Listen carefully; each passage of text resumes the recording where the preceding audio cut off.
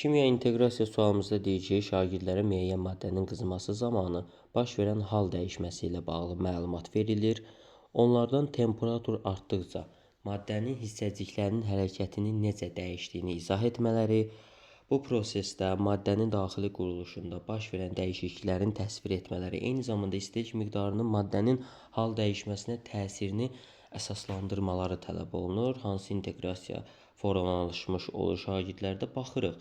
Tapşırıqda söhbət maddənin qızması zamanı baş verən hal dəyişməsi, hissəciklərin hərəkətindən, maddənin daxili quruluşundan və istilik miqdarından gedir.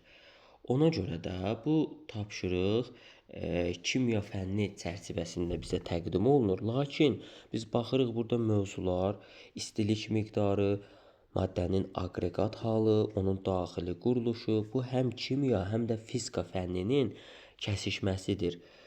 Deməli, bu iki fənnin anlayışlarının bir-biri ilə kəsişməsi, deməli, fənlər arası inteqrasiyadır. Çünki müəllim kimya fənni mövzusunu tədris edərkən həmçinin fizika fənninə aid bilik bacarıqlardan da istifadə edir. Ona görə də bu fənlər arası inteqrasiya adlanır. Doğru cavabımız elə A variantıdır.